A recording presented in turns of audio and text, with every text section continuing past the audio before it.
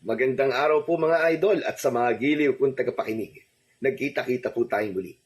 Ako po ang inyong Tito Blair. Sa araw po na ito, pakinggan po natin ang kwento ng batang si Juanito, apo ni Lolo Flaviano, na isang panday. Hinangad niyang makakita ng mutya ng bulalakaw para puksain ang paghahasik ng lagim ng mga aswang sa kanilang baryo. Lagim na kagagawan ng isang babae na may malaking galit sa kanyang lolo dahil ibig itong paghigantihan. Bakit nga ba siya ang mapalad na nakakuha sa mutya ng bulalakaw? At paano maililigtas ni Juanito ang kanyang lolo sa nakaambang kapahamakan? Ano ang madidiskubre niya na sanhi ng matinding galit ng babaeng babaylan na ibig maghiganti kay Lolo Flaviano? Alamin ang mga pakikipagsapalaran ni Juanito at paano nakatulong sa maglolo ang mutya. Ngunit bago po ang lahat mga idol, huwag naman po nating kalimutan mag-subscribe at i-hit ang notification bell sa aking YouTube channel na The Voice Addict para sa mas marami pang makapigil hiningang kwentong aswang at katatakutan mula sa mundo ng kababalagan. Umpisahan na po natin ang kwento.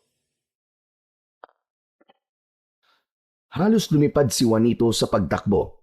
Binabagtas niya ang daan pauwi sa kanila. Hindi kasi pambihira ang nalaman niya ng araw na yon. Usap-usapan yun ng mga marites at tolit sa baryo Sokmed. Marami na talagang nangyayaring hindi pangkaraniwan sa mundo ngayon. Nakakagulat, nakakapanindig balahibo. Kagaya na lamang ng dating magkakamping pula at berde na ngayon ay nagbabangayan at gustong magsakalan at magsagpangan. Parehong may matatalas na pangil na ibig kagatin ang isa't isa. Paano naman ang daming mga buwitring galamay na higit pa sa mga aswang na ibig manipsip ng dugo? Nakakatakot, nakakadismaya at nakakakilabot ang mga nangyayari. Malapit na si Juanito sa bahay nila ng kanyang Lolo Flaviano. Pero hindi siya sa bahay dediretso, kundi sa pandayan ng kanyang lolo. Dahil tiyak, naroon at abala sa kanyang trabaho ang lolo niyang panday. Lolo! Lolo Flaviano! Nangyari sa iyong bata ka at humahangos ka? May humahabol ba sa iyong labaha at gusto kang tuliin? Lolo naman laglagan ka agad. Nag-uumpisa pa lang Personalan na po yan Bakit ka ba kasi tumatakbong umuwi? Ano bang meron? Kasi po Lolo Flaviano, hindi kayo maniniwala sa sasabihin ko, promise. Paano hindi ako maniniwala hindi mo nga sinasabi? Kaya nga po, ito na po Lolo. Sasabihin ko na po sa inyo. Bistado na. Bistado na po siya. Sino ba yan? Bistado na po si Tambaloslos. Ano ka mo? Meron kang luslos. Kung bakit kasi nagpipilit kang bumuhat ng mabibigat Lolo naman ang labo niyo naman po. Ang sabi ko, bistado na po si Tambaloslos. Ano ka mo? Kung mabisto man na may luslos ka, di papagamot kita. Yun lang naman pala Lolo naman ang hirap mong kausap. Ang hirap mong makaintindi. Ang sabi ko, lalakasan ko bistado na po si Tambaloslos. Huwag mo nga akong sinisigawan, Juanito. Luntik na bata at talagang idinikit pa sa tenga ko ang bibig niya. Anong akala mo sa akin? Binge! Sinisigawan mo ako. Hindi niyo po kasi ako maintindihan Naiintindihan kita. Justin bata to. Alam kong matagal ka lang may luslos. Ewan ko sa inyo, Lo. Ang labo niyo po talagang kausap. Sige na nga, iba na lang po sasabihin ko. Lo, alam niyo po ba? May natagpuan pong bangkay kanina dyan sa kabilang baryo. Inatake raw po ng aswang. Anong uwang? Anong gagawin mo sa uwang? Paglalaruan mo? Ikaw Juanito kung ano-anong kalokohan ang iniisip mo. Hindi po uwang. Aswang po, aswang. Oo na. Meron pa tayong bawang. Kumuha ka na sa kusina. Ayun, Lolo. Malapit-lapit po sa bawang. Ang sabi ko po, aswang. Aswang. Yes! 3 points! Nagets mo rin, Lolo. O yun na nga po. May mga bangkay po na natagpuan na pinatay po ng aswang. Sa panahon natin ngayon, talagang marami ng kakaiba. May mga iba't ibang alagad ng dilim ang naglilitawan. Kundangan kasi masyado ng masasama ang mga tao ngayon. Yung iba pa, hindi na naniniwala sa Panginoon. Opo, Lolo. Tama po kayo dyan. Naniniwala po ako sa inyo. Kung ganyang may mga biktima ng aswang, di ibig sabihin lang doblehin natin ang pag-iingat. Dahil ang aswang ngayon ay nag-level up na rin. Ano pong ibig niyo sabihin, Lolo? Araw man o gabi ay gumagala na ang mga yan. Hindi na sila natatakot sa sikat ng araw. Ay, kaya pala. Kaya pala yung asawa ni Mang Paeng, ang sabi, inaswang daw. Kaya ngayon, iniwan po ng asawa. Ibang aswang yon, Juanito. Yun yung aswang na madalas kinakate. Ah, aswang po ba na may buni? Higit pa sa buni. Aswang po na hinigad, kaya kinakate? Ay basta, marami kang tanong. Kahit ano pang tawag doon, yun ang aswang na gustong-gustong pag-usapan ng mga marites. Teka. Asa na nga pala yung pinabibili ko sa'yo sa butika? Sumasakit na naman kasi ang rayuma ko Nakke, yun lang. Nakalimutan ko po, Lo. Anak ng 7 kalabaw, tinamaan ka na lintik na bata ka. Kung ano-ano kasing chismis ang dala mo. Tapos pag uwi mo, yung gamot ko hindi mo binili. Nakalimutan mong bilhin.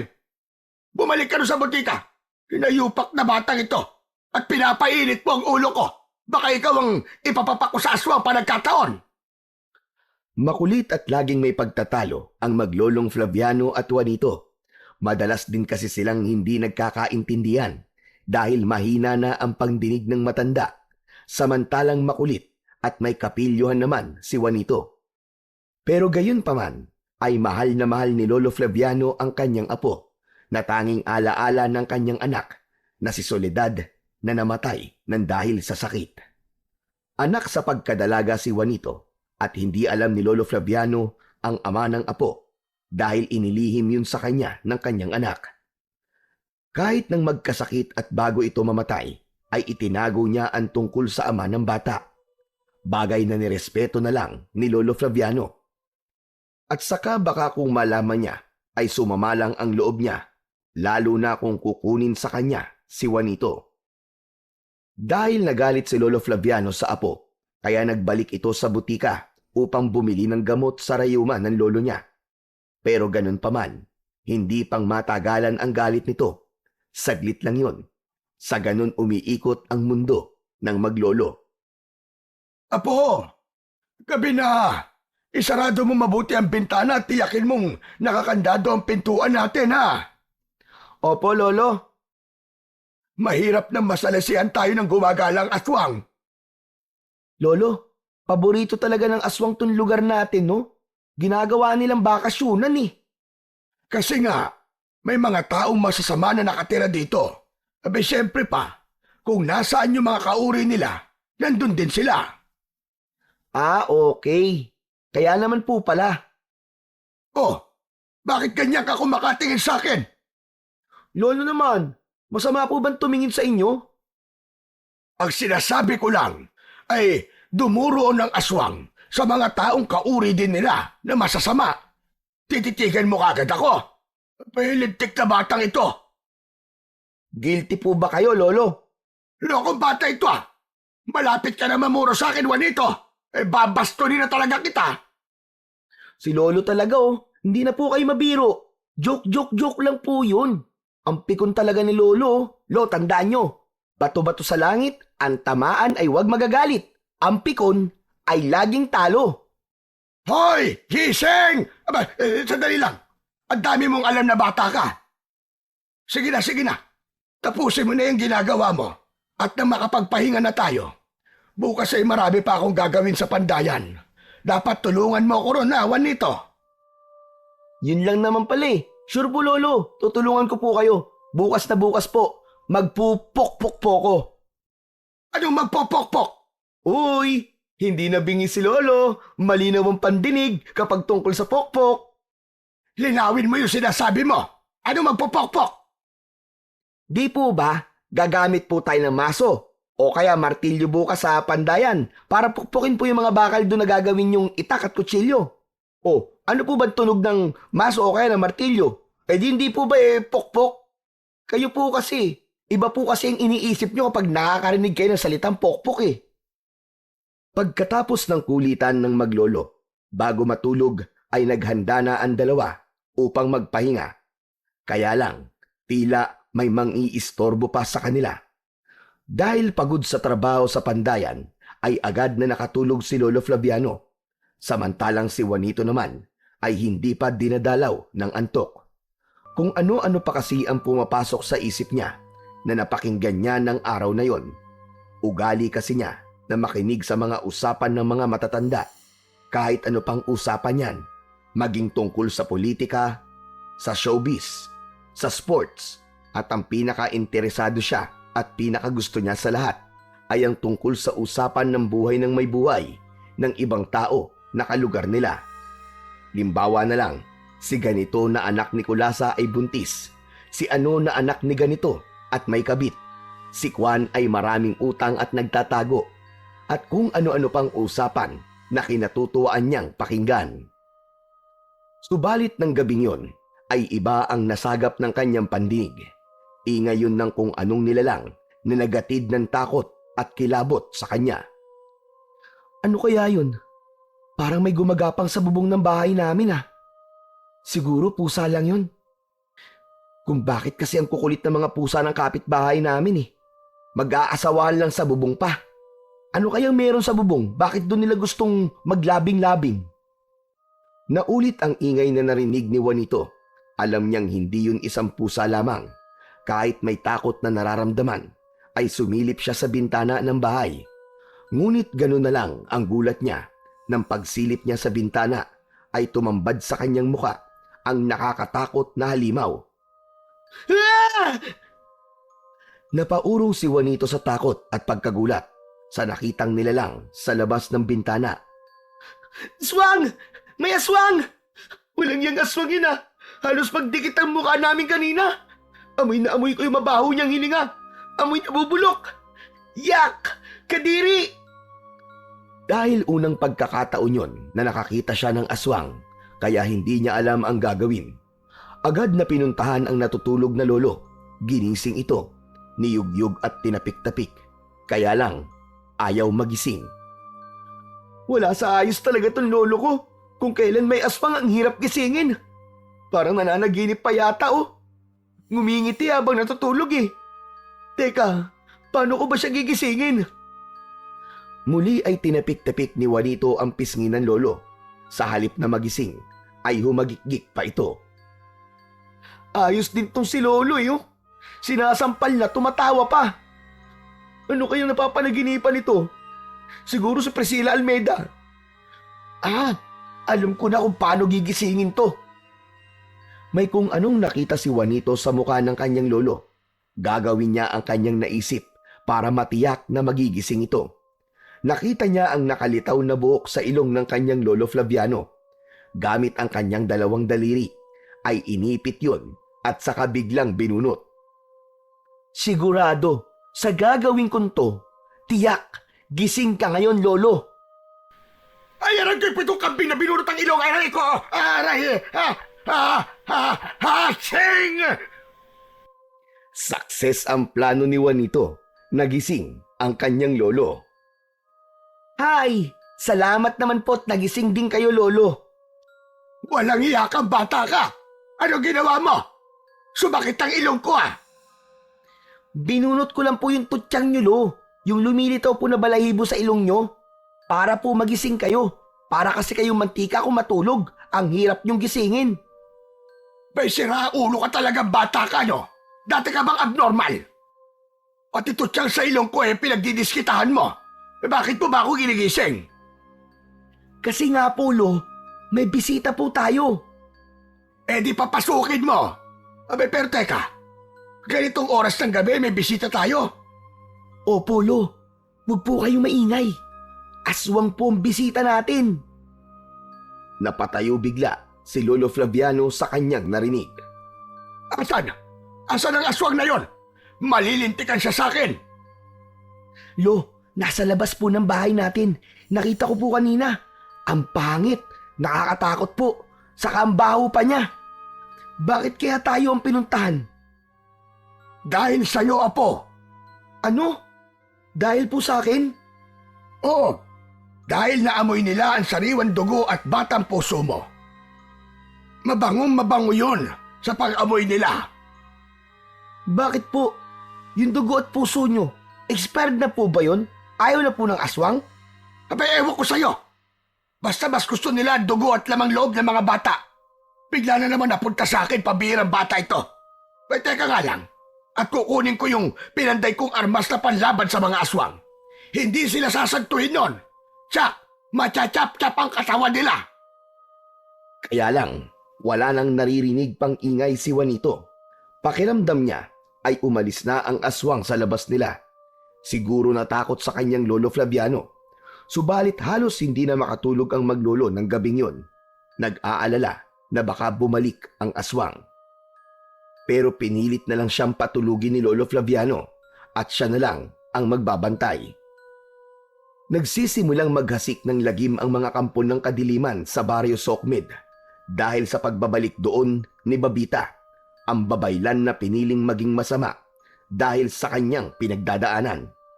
Dahil ang nais niya ay makaganti sa mga taong nanakit sa kanya. Umalis kayo, Manang Babita. Saan kayo nanggaling? At bakit gusto mong malaman, Dako? Binigyan ba kita ng permiso para tanungin at pakialaman ang mga lakad ko? Hindi naman po siguro masamang magtanong. Saka, concerned lang po ako. Pero kaya ko ang sarili ko. Tumanda ko ng ganito, kaya alam ko ang ginagawa ko.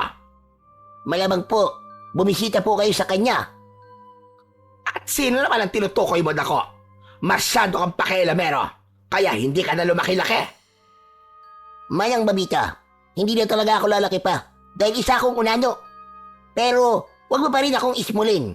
Maliit man, nakakapuwing din. At saka, mukha lang akong maliit, pero may malaki po sa akin. Hihihi. He! Tumigil ka! Walang malaki sa'yo. Ilusyon mo lang yon. At saka wala akong pakialam kung ano man ang malaki sa'yo. Hindi ako interesado. Nakita niyo po ba ang taong gusto niyong makita, Manang Babita? Hindi ko alam ang sinasabi mo, Dako. At kung gusto ko man makita ang taong sinasabi mo, wala akong gustong gawin sa kanya, kundi ang ipatikim sa kanya ang galit at sakit na ginawa niya sa akin. Hindi ka pa rin pala makamove on ngayon, Manang Babita. Hanggang ngayon ay bitbit mo pa rin ang sakit na sinasabi mo. Dahil sobra-sobra ang sakit na pinagdaanan ko, Dako. At hindi ko yon makakalimutan hanggang sa dako paroon. Hanggang sa aking kamatayan. Kaya gusto mong makaganti sa kanya, ganun po ba? Oo, ama ka, Dako. Ipapalasap ko rin sa kanya ang sakit. Maging ang galit na narito si aking dibdib. Aray naman, kawawa naman pala siya kung ganun. Anong awa ang sinasabi mo? Hindi siya dapat kaawaan, kundi ang dapat sa kanya ay sinasaktan. Isang nakaraan ang hindi kayang malimutan ni Babita dahil malalim ang pagkakaugat ng sakit na hanggang ngayon ay nasa damdamin niya. Kaya puno ng puot ang puso niya para sa taong nanakit sa kanya. Ugali na ni Juanito na sa umaga bago pa siya pumunta sa pandayan ng kanyang Lolo Flaviano ay ang maligo sa sapa. Magpapapresko muna siya dahil mapapasabak siya sa pagpupukpok at pagmamaso ng mga iba't ibang patalim na ginagawa sa pandayan ng kanyang lolo. Dahil wala siyang dalang ekstrang damit na isusuot, kaya nag-all the way ang bata. Hinubad ang suot na short at t-shirt dahil yun din ang isusuot niya pagkatapos maligo. Ipinatong yun sa isang putol na sanga ng kahoy. Kalulusong lang ni Juanito sa tubig sa pinakagitnang bahagi ng sapa kung saan ay medyo malalim ang tubig nang may maramdaman siya sa paligid. Di maaari. May nararamdaman akong hindi pangkaraniwan dito sa sapa. May kung ano nila lang dito. Naku po, baka aswang yun ah. Sabi kasi ni Lolo Fabiano, may mga aswang na walang pinipiling oras. Araw man o gabi, nakakagala sila. Naku po. Pagkatapos sumisid, ay iginala-gala ni Juanito ang paningin niya sa paligid. May hinahanap ang mga mata at nakikiramdam. Muli ay nakarinig siya ng kaluskos. Agad ibinaling ang mga mata sa pinagmulan ng kaluskos, subalit wala pa rin siyang nakita. Wala pa rin ah. Ano kaya yun? Kinakabahan tuloy ako. Ano kayang pinagmulan ng ingay na yun? Siguro, tama na nga tong paliligo ko dito sa sapa. Makaahon na nga. Okay naman na ang pakiramdam ko eh. Presko na. Tutuloy na ako sa pandayan ni Lolo. Umahon na sa tubig si Juanito. Pinuntahan ang lugar kung saan niya iniwan ang short at t-shirt na hinubad. Kaya lamang, nang binalikan niya yon, ay nawawala na ang mga ito. Hala! Asan yung short at t-shirt ko? Bakit nawawala rito? Naku po, dito ko lang iniwan kanina yun ah. Lumingali-nga si Juanito. Nagbabaka sakali na nagkamali lang siya ng lugar na pinag-iwanan. Anak ng teteng, oo. Wala talaga. Pero hindi ako maaaring magkamali eh. Dito ko lang talaga iniwan yung kanina. Napapakunot na ang noon ni Juanito. Pilit iniisip kung saan ba niya talaga yon iniwan nang makarinig siya ng isang hagikgik. Ha? May ibang tao akong kasama dito sa sapa. Dahil alam ni Juanito na wala siyang saplot sa katawan, kaya agad niyang itinakip ang kanyang dalawang kamay sa kanyang alagang pututoy. Wala kasi siyang suot ng sandaling yon. Di rin uso sa kanya ang pagsusuot ng brief. Sino ka? Huwag ka na magtago! Anong kailangan mo sa akin, ha? Ikaw ba ang kumuha ng damit ko? Kung sino ka man, ibalik mo ang damit ko! Maawa ka naman! Nakakahiya oh, wala akong suot! Baka mamaya may dumating na mga maglalaban dito sa sapa. Makita nila ako nakaubad! Mula sa madamo at may matataas na halamang pako ay may lumitaw na kanina pa nagtatago. Isang batang kilalang kilala ni Juanito. Ikaw? Oo, ako nga ito, Juanito. Shawi. Langya ka naman oo. Akala ko kung sino na. Binubusuhan mo ako no. Hoy, hindi ko sinasadya ah. Napadaan lang ako kanina. Tapos nakita ko naliligo ka. Pasaway ka talaga, Shawi. Kinuha mo pa ang damit ko. Tapos tinakot mo pa ako. Akin ang damit ko. Isusuot ko na yan. Wag na. Bagay naman sa'yo ang ganyan eh. Yung nakahubad, para kang saging na binalatan. Sira ulo ka ba? Bakit kasi ang hilig mo maligo ng ganyan? Nakaburles. Akala mo naman eh, may pagmamalaki ka. Oy, meron no? Huwag ka na mga twiran dahil na-sight ko na. Jutay dong, jutay. Parang toothpick na lang, parang pantinga lang eh. Yaks! Aba, loko kang bakla ka. Nilakasan mo pa, baka mamaya may makarinig sa'yo. Oh, hayan na nga ang damit mo. Magsuot ka na at talagang dapat kang mahiya. Kasi naman oh, tignan mo oh. Ikaw sumusobra ka na talaga, Kiko Hoy, excuse me. Anong Kiko? Shawi ang pangalan ko, hindi Kiko, no? Bakit ba marunong ka pa sa akin? Kiko ang gusto kong itawag sa'yo. Nakakainis ka na ha? Na-hurt na ang feelings ko sa'yo. Shawi nga ang pangalan ko. Shawi. Dahil sabi ng nanay ko, ipinaglihi niya ako kay megastar Sharon Cuneta nung ipinagbubuntis ako. Yun nga lang, lalaki ang lumabas. Tapos, bading pala. Kaya ang tinawag sa akin, Shawi. Pero bakit Kiko ang tawag mo? Kasi nga, kamukhang kamukha mo si Kiko kesa kay Shawi. Oy, Juanito, umayos ka ha? Tumigil ka dyan.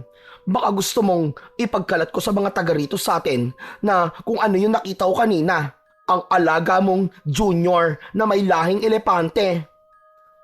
Anong may lahing elepante ang pinagsasabi mo? Bakit elepante? Kasi malaki? Hoy, anong malaki? Hindi no? Kasi ang nakita ko, ang haba ng nguso. Ang yabang nito ah. Mahabang nguso. Tigilan mo ako ah. Akala mo naman yung sa kanya, walang nguso. Hoy, nako ha. Magbihis ka na nga at umuwi ka na dahil kanina ka pa hinahanap ng Lolo Flaviano mo. Ay, oo nga pala no. Tutulungan ko pa si Lolo sa pandayan. Nagmamadaling nagbihis si Juanito at tumakbo patungo sa bandayan ng kanyang lolo. Samantala, umuwi na ng bahay ang kaibigan at madalas ay kapikunan ni Juanito na si Shawi. Saan ka na naman bagaling na bata ka? Naglakad-lakad lang po ko, Lola Babita. Pinuntahan mo na naman siguro ang kaibigan mo si Juanito, no? At sabi ko sa'yo, layuan mo ang batang yon.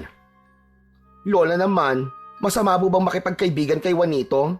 Mabait naman po siya. Hindi mo ganap nakakilala ang pamilya nila. Lola, kilala ko po.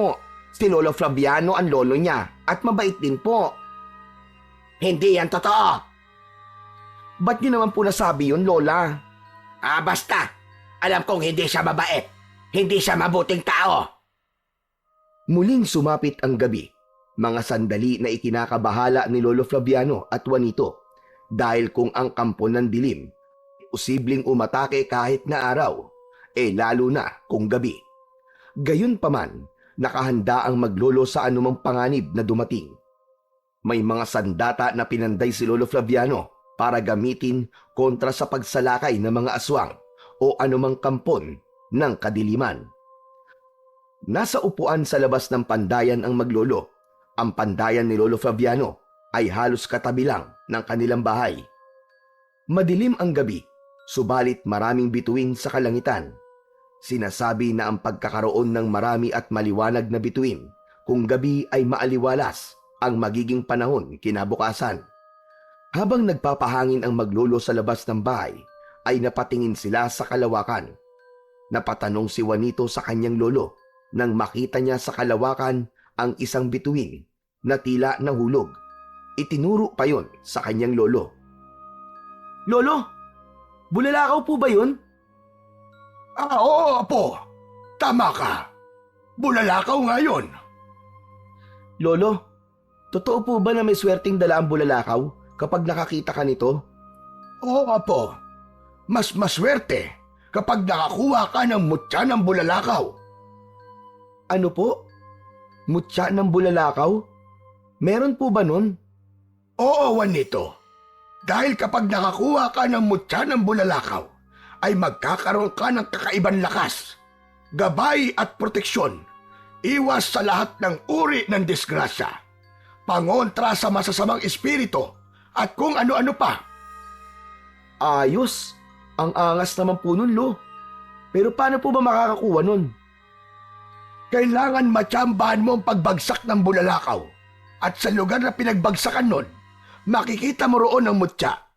Subalit hindi lahat ng bulalakaw na bumabagsak ay may mutya, kundi pili lamang ang taong makakakuha at mabibigyan nito. Sabi nila, yung mga taong merong mabubuti at may malilinis na puso lamang ang makakakuha nito. Aw ha? Ang juicy pala ng mutya ng bulalakaw, Lolo. Maraming tao nag-aabang na makakuha ng mutya, subalit nabibigo lamang sila. Kung ganun po pala, Lolo, ang tao pong magkakaroon ng mutya ng bulalakaw ay pwedeng maging tagapagtanggol. Parang superhero. Para siya ang humarap sa mga masasama, kahit sa mga aswang at kampo ng kadiliman. Oo, Apo. Tama ka ulit. Dahil nga malawak ang magiging kakayahan ng taong papalaring makakuha ng mutya ng bulalakaw. Sandali lang. Bakit mo naman naitanong? Wala lang po, Lo. Naisip ko lang po kasi, ang swerte pa lang talaga ng sino ang makakakuha nun. Magiging kakaiba po siya. Magiging pambihira. Ganun na nga. Pero sadyang napakahirap at posibleng malagay din sa panganib ang buhay ng taong makakakuha ng naturang mutya. Nung gabing iyon, pagkatapos ng pag-uusap nila Lolo Flaviano at Juanito tungkol sa mutya ng bulalakaw, ay hindi na agad dalawin ng antok ang bata. Kung ano-ano ang naiisip niya tungkol sa mutya ng bulalakaw, isa ang tanging nabuo sa isip niya. Gusto niyang makakita ng mutya. Alam niyang magiging malaking tulong yun sa kanila ng kanyang lolo Flaviano, lalo na't may mga pagkakataon na may umaaligid sa kanilang bahay na aswang. Kaya kailangan ni Juanito ng kapangyarihan at maibibigay yun sa kanya ng mutya ng bulalakaw ayon sa kwento ng kanyang lolo. Samantala, ng gabing ding yun ay kausap ni Babita ang pinagkakatiwalaan niyang kakampi at kasama na si Dako. Tanging si Dako ang nakakaalam ng lihim ni Babita. Si Babita ay isang masamang babaylan na ang gawain ay maghasik ng lagim, gaya ng kanyang ipinangako at sinumpaan sa Supremo ng Kadiliman na nagkaloob ng kapangyarihang itim. Kasabay ng pagiging masamang babaylan ay ang kakayahan na maging aswang. Tila nakikiayo ng katahimikan ng gabi sa inyong pinaplano, Manang Babita. Oo naman, Dako. Dapat ka nang kumilos dahil malaki ang inaasahan sa'yo ng Supremo para gawin ang misyon na iniatang sa'yo. Alam ko yon, Dako. At hindi ko pwede baliwalain yon dahil ikakasira yon ng aking ipinangako. Andal mo, kapag nasira mo ang iyong pinangako, ay dalawang bagay lang ang maaaring maging kapalit. Ang bawiin sa iyo ang kapangyarihan o ang iyong kamatayan. Siyempre, hindi ako papayag na isa man doon ay mangyari. Kaya mainam na sundin ko na lang ang utos at ang aking ipinangako. Kaya nga po, umalis ka na, Manang Babita, dahil sayang ang bawat oras. Sa mismong harap ni Dako ay nagbago ang anyo ni Babita. Naging aswang bangkilan ito na handang umatake sa kahit sinong tao para maghasik ng lagim. Ang humanap ng mga taong mapapabilang sa kanilang lahi upang paramihin ang mga katulad nila. Paglabas ni Babita ng kanyang bahay bilang isang ganap na aswang bangkilan, ay may mga kalahi na siyang nag-aabang sa kanya sa labas. Ang mga ito ang makakasama niya para sa kanilang planong paghasik ng lagim. Tila ang buwan sa labas ay batid ang mga mangyayari dahil ang liwanag nito ay unti-unting nabalutan ng kulay pulang sinag.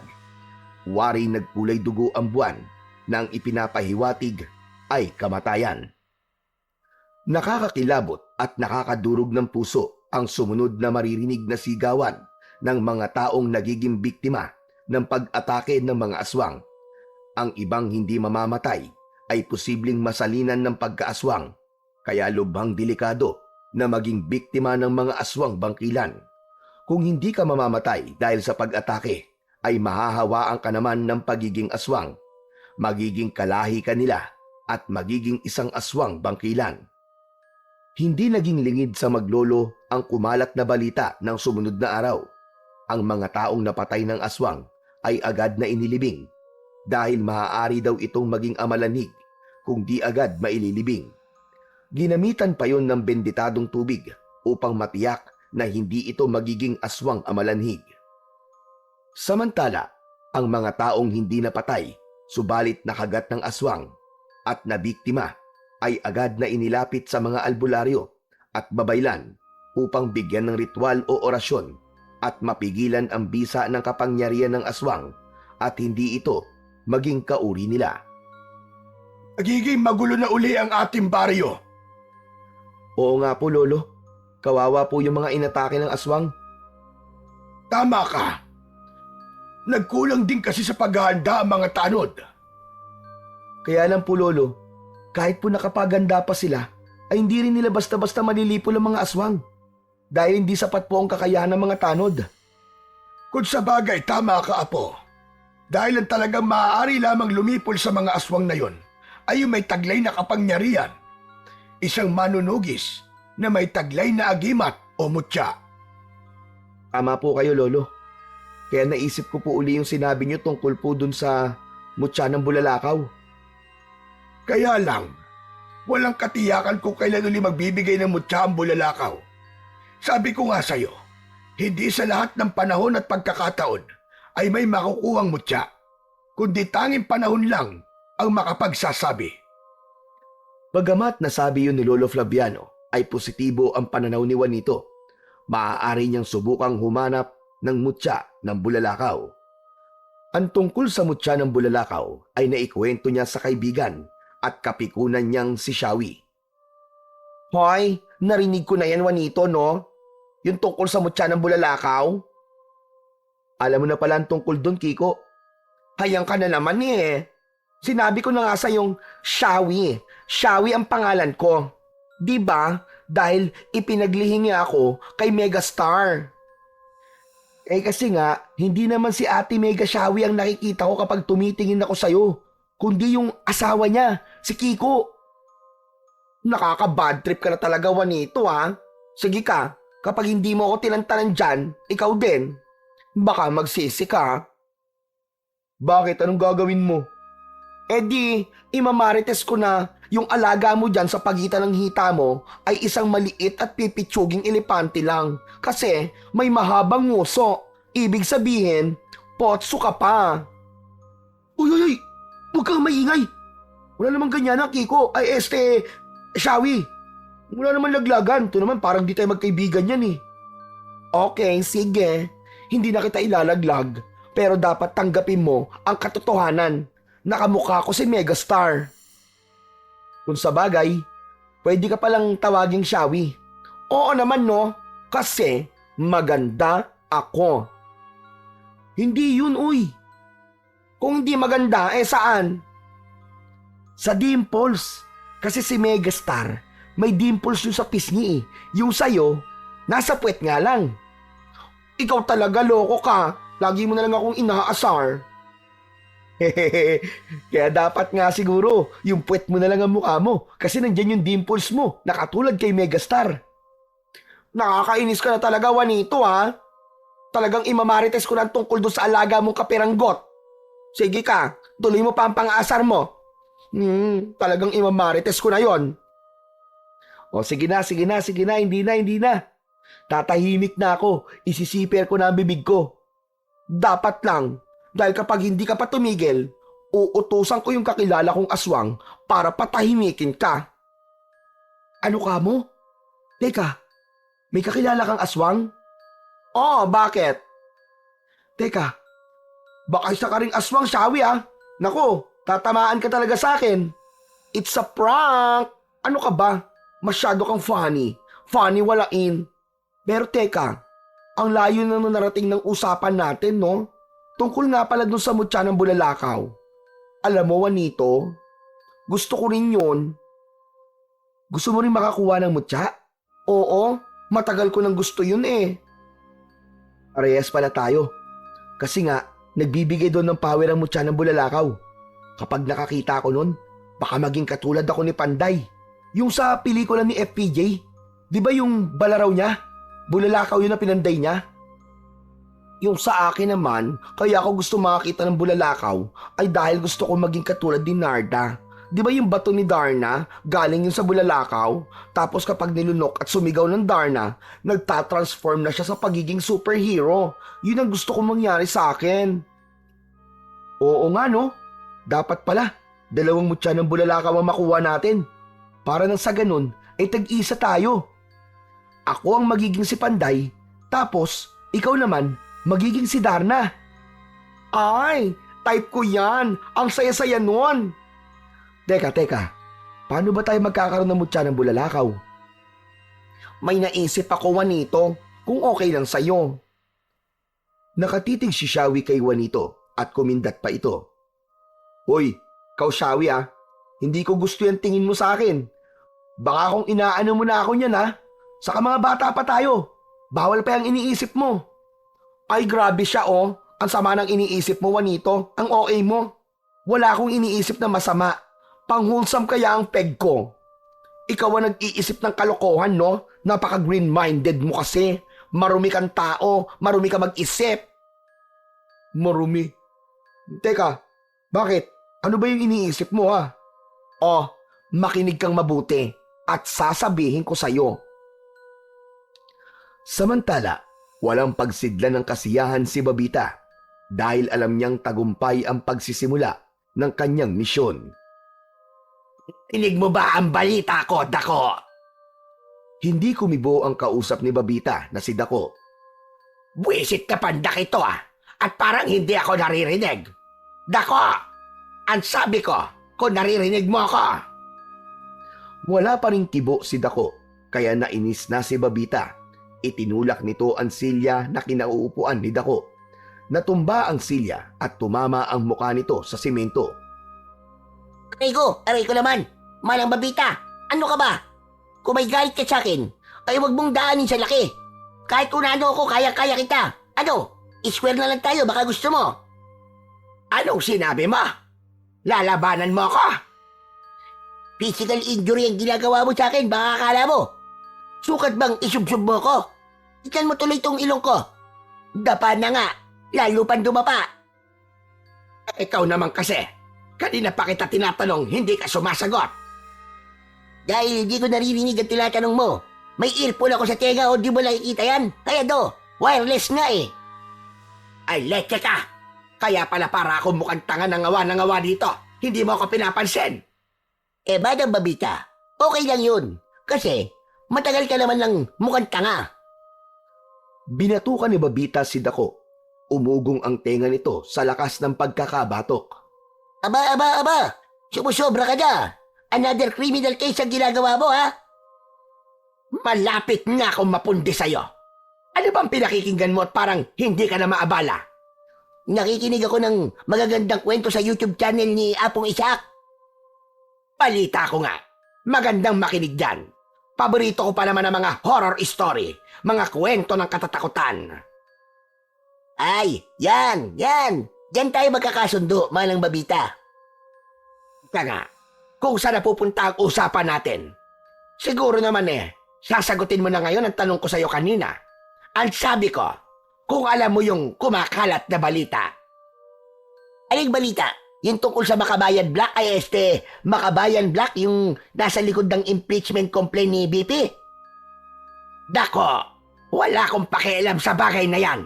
Maigi sana kung lahat sila magagawa kong aswang. Di ayos son.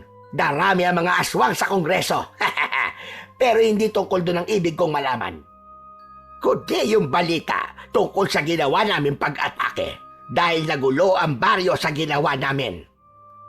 Tama ka, Manang Babita. Usap-usapan talaga.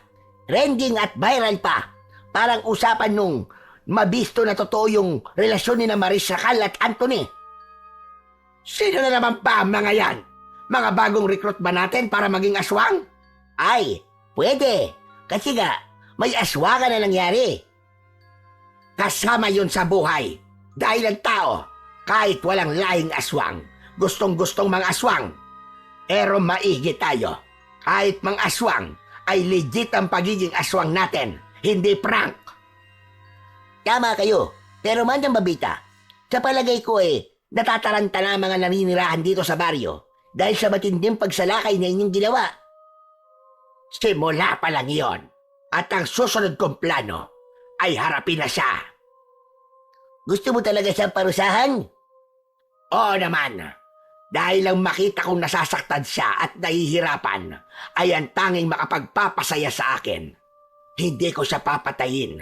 Padadaliin ko lang ang paghihirap niya kapag ginawa ko yon.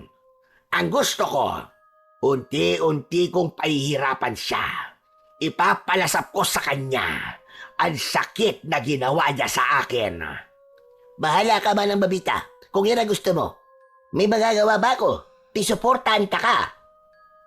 Dahil alam ni Dako na walang saysay kung makikipag-argumento pa siya kay Babita, magtatalo lamang sila. Hindi naman siya mananalo, kaya ang pinakamadali ay sumang-ayon na lang para tapos na ang issue. Samantala, sumapit na ang gabi. Ginagawa ni Juanito na busy ang kanyang sarili. Kunwari ay may mga inaayos sa kanyang damitan. Napansin yun ng kanyang lolo Flaviano. Hindi ka pa ba matutulog, Apo? Sandali lang po, Lo. Tatapusin ko lang po itong pag-aayos ng mga damit ko. Kalat-kalat po kasi. Sige, ikaw ang bahala. Ako kasi magpapahinga na. Lo, teka lang. Huwag po muna. Wala pa tayong pambili ng kabaong. Abay, Justy kang bata ka. Ano ka mo? Bagoong! Gabi na eh! Naghahanap ka pa ng bagoong! Bakit nagugutom ka ba? Grabe talaga si Lolo. Ang pandinig niyo po talaga laging sablay. Ano ba sinasabi mo? Ngayon naman eh, naghahanap ka ng saklay. Ano ba nangyayari sa'yo? May pilay ka ba? Lo, sige na nga po. Matulog na po kayo. Baka abutin pa tayo ng umaga dito. Hindi pa rin tayo nagkakaintindihan. Lalo pang humihina ang pandanig nyo kapag kayo inaantok eh. Oo, tama ka, Apo. Kapag may umaataking aswang, daanin mo sa suntok. Tsak tigok yun. Hay naku! Ang labo mo talaga, Lolo. Sige na po, tulog na po kayo.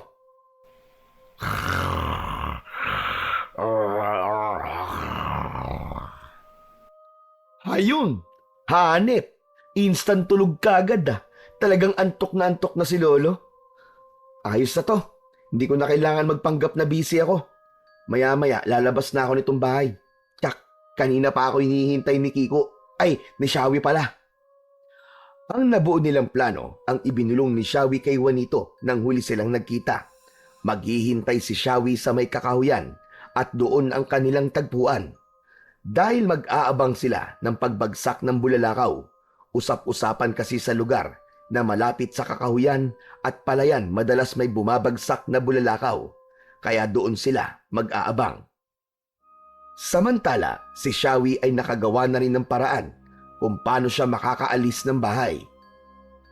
Hay, salamat! Mahimbing nang natutulog si Lola Babita. Makakaalis na rin ako. Baka mauna si Juanito sa may palayan at may bumagsak na bulalakaw at siya makakuha ng mutya. Dahan-dahang lumakad si Shawi palabas ng pinto. Hindi dapat magising ang mga kasama niya sa bahay, lalo na ang kanyang Lola Babita, dahil siguradong magkakaroon siya ng problema. Subalit tila umaayon sa kanya ang pagkakataon. Dahil walang kagalaw-galaw ang natutulog niyang lola, marahil napagod ito sa ilang araw na pagiging abala. Ang tunay na pagkatao at pagiging aswang ni Babita ay hindi nalalaman ng apong si Shawi. Malayang nakalabas ng bahay si Juanito, subalit bago siya lumabas ay kinuha niya ang punyal na madalas niyang dala. Ginawa ito ng kanyang lolo Flaviano. Ugali ni Juanito na dalhin yon, lalo na kung gabi. Unang nakarating sa kanilang tagpuan si Shawi, panay ang lingon nito at inisa-isang pagmasdan ang mga halamang nasa paligid nila. Bagamat nakakubli ang buwan ay maliwanag pa rin ang paligid dahil sa napakaraming bituin ng gabing yon na siyang tumatanglaw sa kadiliman ng gabi. Humanap ng mauupuan si Shawi. Uupo siya upang hindi mangawit sa pagtayo habang hinihintay ang pagdating ni Juanito. Pero sa isang banda ay dapat pala siyang matuwa dahil wala pa ang kaibigan. Tumingala siya sa kalangitan. Bituin sa langit. Magbagsak ka ng bulalakaw habang wala pa si Juanito. Dapat ako ang mauna makakita sa pagbagsak mo para sa akin mapunta ang mutya at maging si Darna na akyas. Ang hindi alam ni Shawi ay dumating na pala si Juanito at narinig nito ang hiling sa bituin. Yan tayo eh. May sapangan pa talagang magaganap ah. Ay, sorry, andiyan ka na pala Juanito. Narinig mo ba yung wish ko sa star? Oo, dinig na dinig ko. At gusto mo talagang maunang makakuha ng mutya ah. Wish lang naman yun eh, kung mapagbibigyan lang naman. Pero ang usapan natin, sabay tayo mag-aabang, di ba? Tapos kapag may bumagsak na bulalakaw, ay kanya-kanya tayo ng hanap. Tama, yun nga na pagkasunduan natin. Tapos, kung sino makakakita ay walang agawan na magaganap, kundi dapat tanggapin ang kapalaran. Ano ka ba? Klaro yun sa akin, Juanito, no? Marunong akong tumupad sa pangako. Nagpapaliwanagan ang dalawang bata sa kanilang kasunduan. Nang mula sa kalangitan ay napatingin sila. Napamulagat at napanganga sa kanilang nakita. May bumabagsak na bulalakaw! Oo nga no! Dininig ng bituin ng wish ko! Ano ka ba? Wish ko din yung kanina pa! Ayun! Bumagsak na sa lupa! Sa kabilang bahagi nitong kakahuyan, doon bumagsak ang bulalakaw, dali! Sige, punta natin! Dali, dali, dali, bilisan natin! Sabi kasi nila, mabilis daw yung mawala at bumabaon kagad sa lupa. O kaya naman baka may ibang nilalang na kumuha nun, agawin pa sa atin. Kahit may ibang nilalang pa, nakahanda ko. May dala yata akong armas. Ewan ko lang yung iba dyan. Hoy, meron din akong dalang sandata, no? Ano ka ba? Heto ang dala ko.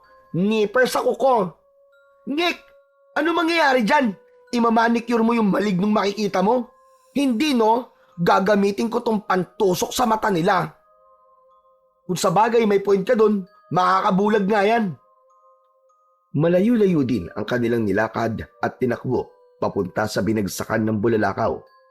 Malawak na taniman ng palayon, subalit walang mga tanim dahil kakatapos lang na anihin. Doon din ipinapastol ang mga hayop upang pakainin ng mga damo, gaya ng kalabaw at baka at kambing. Yun ang lugar na sa palagay nilang binagsakan ng bulalakaw. Ayun, Shawi, may umuusok sa banda ron. Baka dun bumagsak ang bulalakaw. Oo nga, no. Nagbabagang bato ang bulalakaw. Kaya tiyak, may usok ng bumagsak. Halos sabay na tumakbo patungo sa lugar na may umuusok ang dalawa. Nakita nga nila roon na tila may nasunog at may naiwan na konting usok. Malamang dito na nga yun, Shawi. Pero saan kaya dito? Hanapin na lang natin ang mutya. Malamang nandito lang yun. Nagkanya-kanya ng hanap ang dalawang bata. Walang imikan. Ang bawat isa sa kanila ay pursigidong makita ang mutya ng bulalakaw na nakita nilang bumagsak. Pilit nilang idinilat ang kanilang mga mata sa paghahanap ng kanilang pakay. Saglit pa ay nagtititili si Shawi na patingin naman si Juanito. Nakita ko na! Nakita ko na ang mutya! Nasa akin na! Ano? Hindi nga. Ano ka ba? Heto nga oh, tingnan mo. Isang bilog na batong itim. Ito na yon. Oo nga no. Yan nga yung mutya ng bulalakaw na hinahanap natin. Sabi ko na sa'yo, di ba? Ako makakakita nito. Sinagot ng bituin ng wish ko kanina. Ang swerte mo naman, Shawi. Ganon talaga kapag siniswerte. Tila nawalan ng pag-asa si Juanito. Tumigil na rin ito sa paghahanap. Oh, anong gagawin mo ngayon dyan sa mutya? Di ba ang sabi ko sa'yo, baka katulad dito ng bato ni Darna na kapag sinubo ko at sumigaw ako ay magta-transform ako at magkakaroon ako ng superpower. Kaya susubukan ko. Sige na, subukan mo na, Shawi. Isubo mo na ang bato tapos sumigaw ka ng Darna. Oh, heto na. Isusubo ko na. Darna! Naghintay ang dalawang bata ng pagbabago. Kaya lang, ilang minuto na ang lumipas ay wala pa rin nangyayari. Naku, Shawi. Baka ayaw yata ng Darna. Ibang superhero na lang kayang isigaw mo.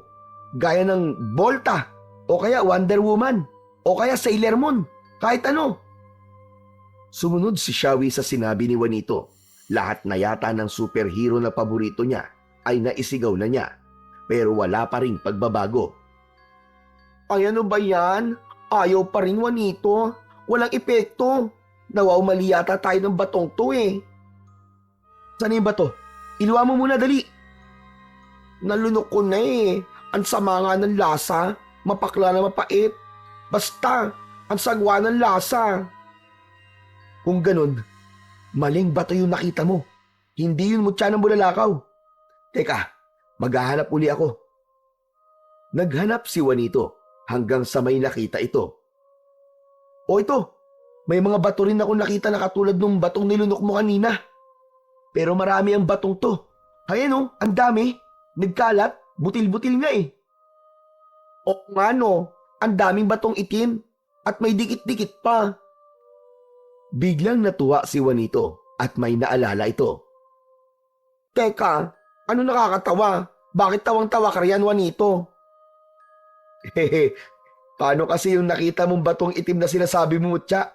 Hindi naman yun ang mutya ng bulalakaw eh. Eh ano ba yun?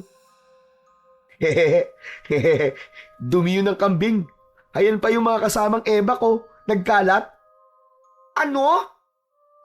Pagkatapos sabihin ni Juanito ang kanyang nadiskubre, ay may narinig pa silang tunog ng kambing sa hindi kalayuan. Pinagpapastulan nga pala ng kambing ang lugar na yon, kaya halos magkandasuka si Shawi nang malaman na dumi pala ng kambing ang kanyang nilunok. Yak! Kadiri! Kadiri talaga! Nasusuka ako! Oh, wag mong ilabas! Lamang tiyan din yan! Dahil sa pagkadismaya, ay nagpasya na lang na umuwi si Shawi. Sigurado ka? Uuwi ka na? Oo, Juanito. Ayoko na. Suko na ako. Baka mamaya dumi na naman ang kung anong hayop ang mapulot ko. Yak, ayoko na talaga. Bahala ka. Basta ako, maghahanap pa rin. Tsak, nandito lang yon. Tuloy-tuloy nang umalis si Shawi. Natatawa pa rin si Juanito kapag naiisip ang nangyari sa kaibigan. Buong tiyaga pa rin siyang naghanap.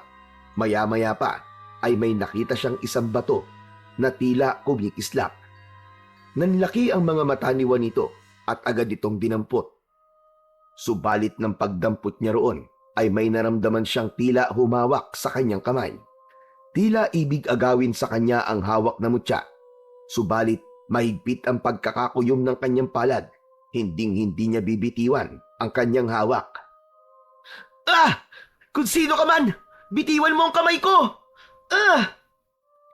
Walang anumang naririnig si Juanito, pero ramdam niya ang puwersa na pilit na pumipilipit sa kanyang kamay na may hawak na mutya. Ah! Hindi mo to maagaw sa akin! Sa akin to! Nagpapambuno ang dalawa. Ramdam ni Juanito na malakas ang hindi niya nakikitang nilalang. Subalit nadarama ng bata na may kakaiba siyang enerhiya na sumasanib sa kanyang katawan. Marahil ay galing yun sa mutya na hawak niya, kaya nakatitiyak siyang mutya ng bulalakaw ang kanyang natagpuan. Pilit na binubuksan ng nilalang na hindi nakikita ni Juanito ang kanyang palad, ngunit lalo pang hinigpitan ng bata ang pagkakakuyom ng mga palad nito. Dahil sa mahigpit na pagkakayukom sa palad, ay napapikit pa ang mata ni Juanito. Ganun na lang ang kanyang pagkagulat dahil kapag pala nakapikit siya ay sa kanya nakikita ang nilalang na nakikipagpambuno sa kanya. Isang malignong pilit na kumukuha ng mutya. May malaking tenga, 3 mata, malaking ilong at bibig. Kamukha siya ng tikbalang. Alam ni Juanito na hindi magiging madali ang pakikipagpambuno niya sa malignong yon. Bigla niyang naalala ang punyal na nasa kanyang bewang. Gamit ang isang kamay, ay kinuha niya yun sa kanyang bewang. Saka agad na itinarak sa kamay ng maligno na nakahawak sa kanyang braso. Nasaktan ang malignong pilit na umaagaw ng mutya ng bulalakaw. Nabitiwan nito ang isang kamay ni Juanito. Sinamantala naman ni Juanito ang pagkakataon na yon upang sundan ng saksak ang maligno. Bumaon sa dibdib nito ang punyal. Umatungal ito ng dahil sa sakit at wala nang nagawa kundi ang lumayo sa bata. Lumakad itong paurong hanggang sa mabuwal ito. Kasunod nun ay ang biglang paglalaho ng maligno. Saka palang nakahinga ng maluwag si Juanito. Sa pag-aalala na baka may iba pang nilalang na biglang lumitaw pagkatapos ng nakaengkwentro niya, ay nagmamadali ng umuwi si Juanito.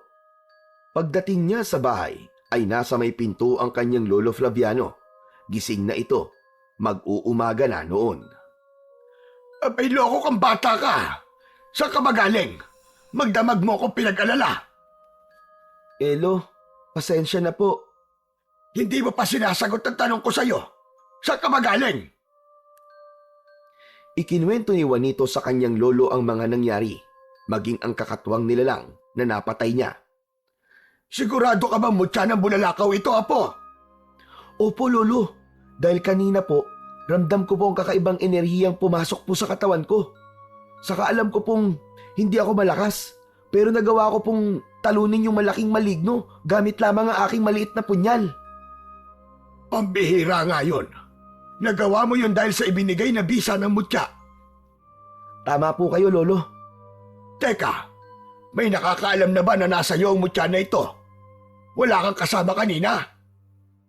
Meron po, lo. Si Shawi po, pero wala na po siya na makita ko yan. Kaya natitiyak po kung Wala siyang alam na nakuha ko na po ang mutya ng bulalakaw. Samantala, sa bahay ni Nashawi, galit na galit sa kanya ang Lola Babita niya.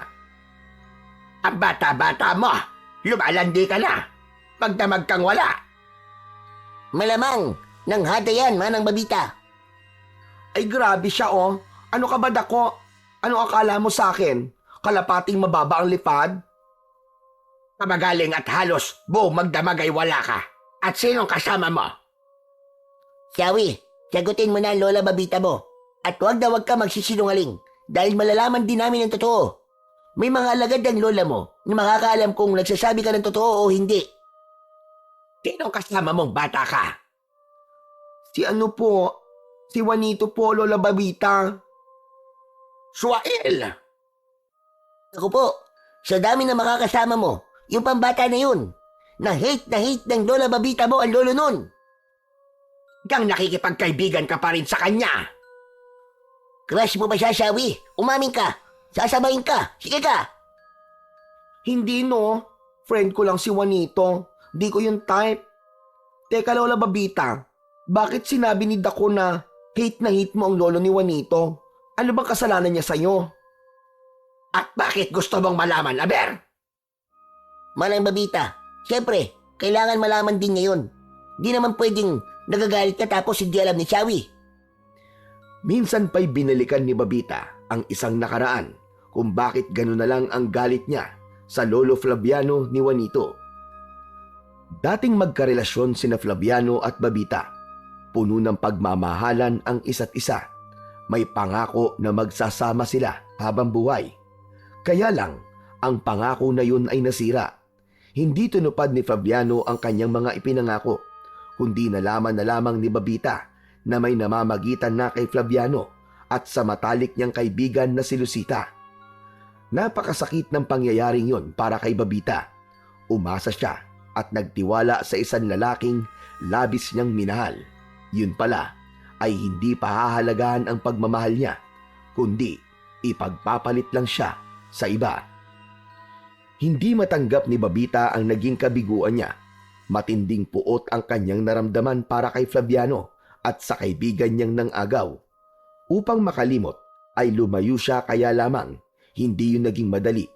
Lalo na kapag naiisip niya na masaya sina Flaviano at Lucita, samantalang nagdurugo ang kanyang puso. Kaya isinumpa niya sa kanyang sarili na gaganti siya sa kahit na anong paraan. Gagawin niya ang lahat para gawing miserable ang buhay ng mga taong nanakit sa kanya. Hanggang sa nakilala niya ang mga nilalang na nagtataglay ng kapangyarihang itim. Sumama siya sa mga ito at naging masamang babaylan siya, at maging pagkaaswang ay niyakap niya na. Ang kanyang kapangyarihang itim ay gagamitin niya para makaganti sa mga taong nanakit sa kanya. Ang una niyang pinaghigantian ang kanyang kaibigan na si Lucita. Sa pamamagitan ng kanya ring kakayahan sa pangkukulam ay nagawa niya itong paslangin. Samantalang ang buong akala ni Flaviano ay namatay sa sakit ang asawang si Lucita. Kaya agad niyang natanggap ang pagkawala ng kanyang asawa. Ngunit ang totoo nun ay si Babita ang may kagagawan. Ngayon nga ay nakatakda na upang paghigantihan at pahirapan naman niya si Flaviano, ang lalaking nanakit sa damdamin niya. Ito ang patitikimin niya ng matinding paghihirap. Ang puot na nararamdaman niya ay ububuhos niya rito. Ngayon nga ay nagsisimula na siya sa kanyang planong paghihiganti. Ngayon na ba talaga ang plano mong yan, Manang Babita? Oh, at wala na itong atrasan pa. May past po pala kayo ni Lolo Juanito? Nakaraan na siyang dahilan kung ano man ako ngayon. Bakit po, Lola Babita? Ano ka ba ngayon? Shawi, ang lola mo ay isang makapangyarihan at saka... Biglang tinakpan ni Babita ang bibig ni Dako. Hindi dapat malaman ni Shawi ang totoo niyang pagkatao. Mula noong nagkaisip si Shawi, ay itinago na niya ang katotohanan sa batang kanyang inampon at itinuring na apo. Masyado kang matabil, Dako! Wah! Wah! Ano ba yan, Manang Babita? Tinakpan mo pa ng kamay mo ang bibig ko. Ang baho ng kamay mo, sa mo ba hinawak yan? Aba, sumusobra ka na sa katabilan mo. Eh, baho-baho talaga na kamay mo eh. Saan bang imburnal galing yan? Nakakasuka. Hoy, dako! Hindi ang kamay ko mabaho, kundi ang hininga mo. Naamoy mo ang hininga mo. Nantakpan ko ang bibig at ilong mo. Yun yon. Kaya wag mong sisihin ang kamay ko. Katututbrush ko lamang, Manang Babita. Sadya lang talagang mabaho ang kamay mo. Tama na yan, dako. Walang kwenta ang pinagtatalunan natin. Shawi, hindi pa tapos ang pag-uusap natin. Kaya tandaan mo, ayoko makikipag-usap ka pang muli sa Juanito na yon. Kaibigan ko lang naman po siya eh. Namumuhi ako sa lolo niya. Kaya pati ang kanyang apo ay damay sa galit ko. Kung ayaw mong pati ikaw ay madamay sa galit ko sa kanila, pakinggan mo ako at sumunod ka na lamang sa gusto ko. Klaro ba yon, Shawi? Kung hindi ka pa rin susunod sa akin, mapipilitan akong ikulong ka rito sa loob ng kwarto mo at habang buhay ka lang hindi makalalabas.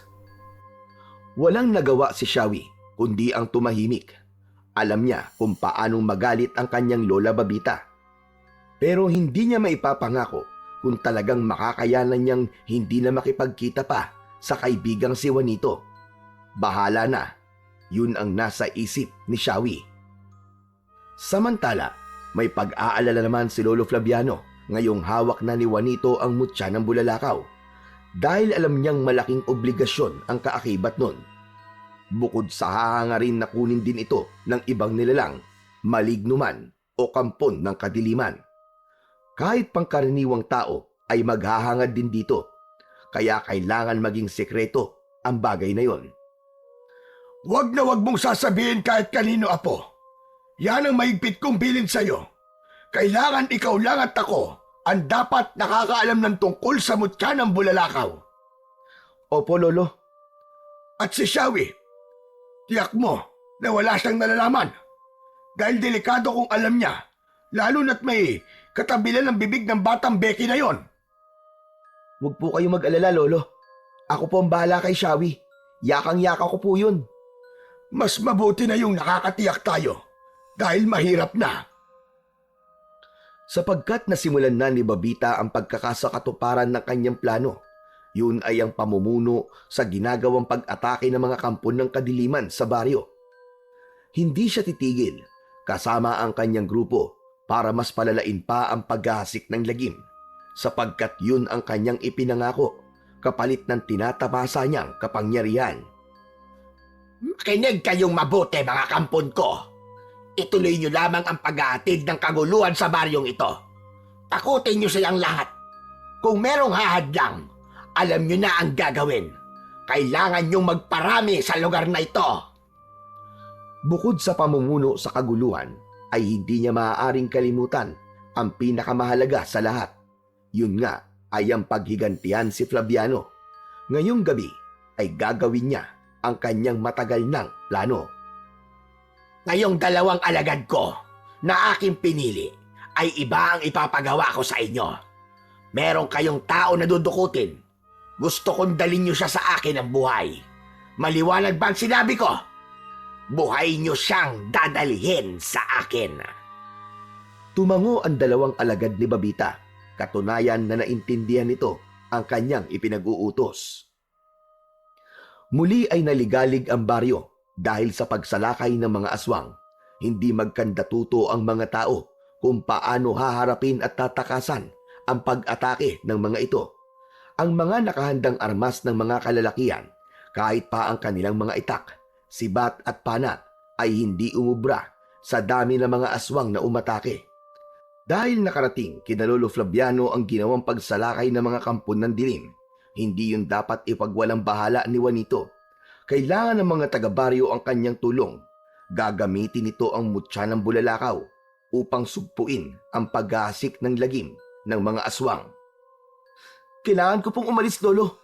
Kailangan na po akong kumilos bago pa dumami ang maging biktima ng mga aswang. Sige, Apo, at mag-iingat ka. Alam ko po, hindi po ako pababayaan ng mutya ng bulalakaw. Nais ko sanang sumama sa iyo, Apo. Kaya lamang, baka makaistorbo lang ako. Kaya dito na lang ako sa bahay. Ang punyal, dala mo ba? Opo, Lolo Flaviano. Hindi ko po maaaring kalimutan ang punyal dahil yun ang sandata na gagamitin ko laban sa mga kampo ng kadiliman. Lumabas na ng bahay si Juanito. Hindi siya dapat mag-aksaya ng oras. Nakikipaglaban ang mga tanod nang dumating si Juanito. Ang ginagawa mo dito, Juanito? Gusto mo ba mamatay? Manong, nandito po ako para tulungan kayo. Ano ka mo? Tutulungan mo kami. Nababaliw ka na ba? Anong magagawa mo laban sa mapanganib na aswang? Isa ka lang paslit. Huwag niyo po akong malitin dahil may dala po akong armas.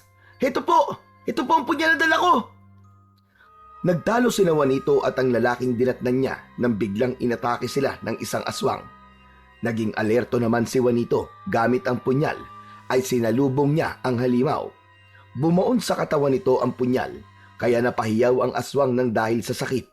Dahil bumaon ng malalim sa katawan nito ang sandatang tangan ni Juanito. Hindi naman makapaniwala ang lalaking tila ng maliit sa kakayahan ni Juanito. Napabilib niya ito. Aba, may ibubuga ka naman pala, bata. Kaya sige, samahan mo kaming harapin at lipulin ng mga aswang. Kaya magkasama nang humarap sila sa iba pang kampon ng kadiliman. Mas marami ang dumating at lumusob sa baryo. Hindi sapat ang maikling talim ng punyal ni Juanito para labanan ang paghasik ng lagim ng mga aswang. Hinawakan niya ang maliit na supot na pinaglalagyan ng mutya ng bulalakaw na nakatali sa kanyang bewang. Pagkatapos ay itinaas niya ang hawak na punyal. Hindi inaasahan ni Juanito ang sunod na nangyari. Humaba ang punyal na kanyang hawak at nagliwanag ang talim nito. Kaya bukod sa nasisilaw ang mga aswang kapag mapapatingin dito, ay tila may buhay ang espadang hawak ni Juanito at kusa itong kumikilos papalapit sa mga aswang. Ganun na lang ang pagtataka at paghanga ng mga kalalakihan sa ginagawa ni Juanito. Huminto na sila sa paglaban sa mga aswang, kundi pinanood na lamang nila kung paano labanan at lipulin ng bata ang mga kampon ng kadiliman. Kaya lamang tila lalo pang dumarami ang mga ito, tila hindi ito nauubos.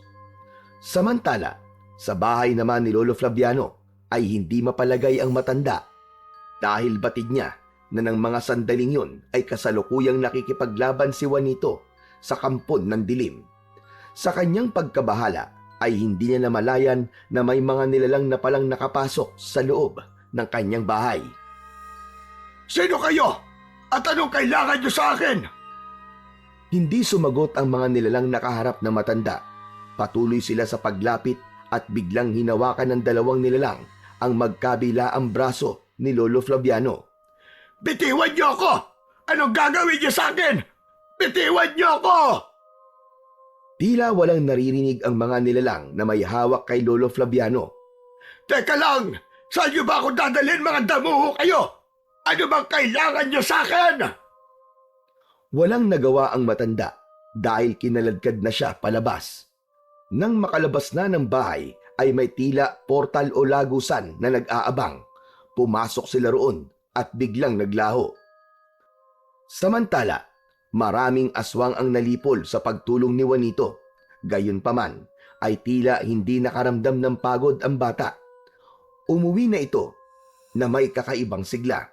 Alam niya na marami siyang ikikwento sa kanyang lolo. Subalit nang dumating siya sa bahay, ay wala roon ang kanyang Lolo Flaviano. Nakabukas ang bahay. Hindi ugali ng kanyang lolo na lumalabas ng bahay na iniiwang nakabukasyon. Kaya may kutob si Juanito na may hindi magandang nangyari sa kanyang lolo. Pero saan niya ito hahanapin? Sa lugar ni Babita ay doon dinala ng dalawang nilalang si Flaviano sapagkat yun ang ipinag-utos sa kanila. Nakita ni Shawi ang lolo ni Juanito. Hindi niya maintindihan kung bakit ipinadukot ito ng kanyang lola Babita. Hala, darito ang lolo ni Juanito. Bakit siya ipinadukot ng lola Babita ko? Kinakabahan ako. Parang merong hindi magandang mangyayari. Naging abala sina Dako at Babita sa bihag. Dahil nababahala rin si Shawi, kaya gumawa siya ng paraan upang umalis ng bahay. Nagtungo siya sa bahay ni Juanito. Juanito! Juanito, buksan mo ang pinto! Juanito!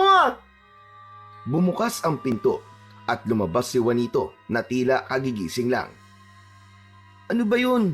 Ano bang kailangan mo, Shawi? Ang aga-aga mo naman ng bubulahaw. Ano ba yan? Ang baho? Ano mabaho? Yung hininga mo, ang bad breath mo. Ang dami mo reklamo. Nakikiaboy ka na nga lang ng hininga, nagre-reklamo ka pa. Lika, dali sumama ka sa akin. Doon tayo sa bahay namin.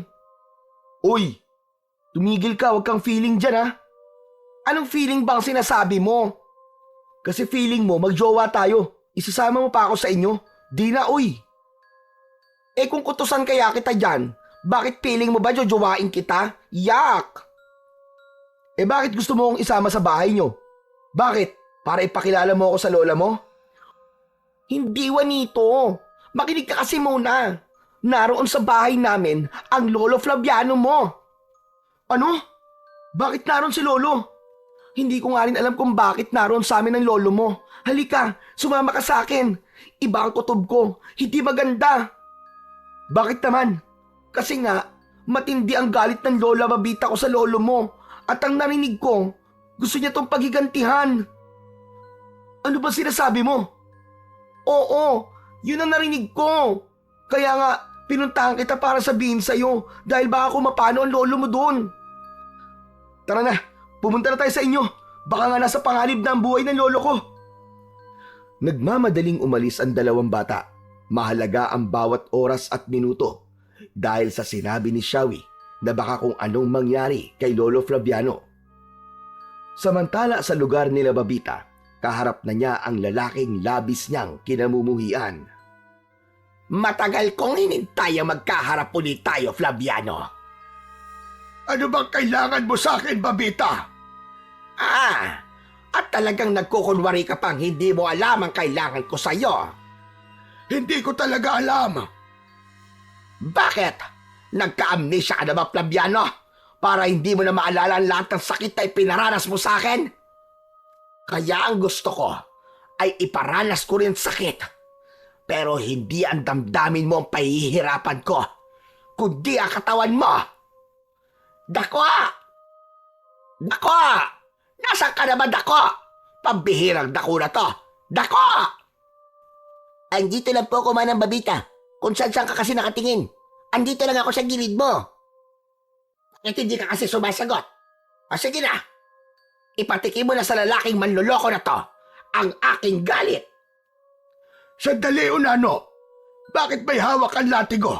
Anong gagawin mo sa akin? Ang sabi ni Manang Babita ay hatawin kita ng ganito. Agad na hinampas ni Dako kay Flaviano ang hawak na latigo. Napasigaw ito ng dahil sa sakit. Lumatay yun sa katawan ng matanda. Ano tong ginagawa mo sa akin, Babita? Umpisa pa lang yan. Bawat latay ng latigo sa katawan mo, katumbas noon ang bawat sakit na ipinaramdam mo sa akin. Nababaliw ka na, Babita. Siguro nga, dahil wala akong gustong gawin ngayon, kundi ang makita kang nahihirapan at nasasaktan. Hindi ko akalain na magiging ganyan ka kasama. Kung naging masama man ako, kagagawan mo yon, Flaviano.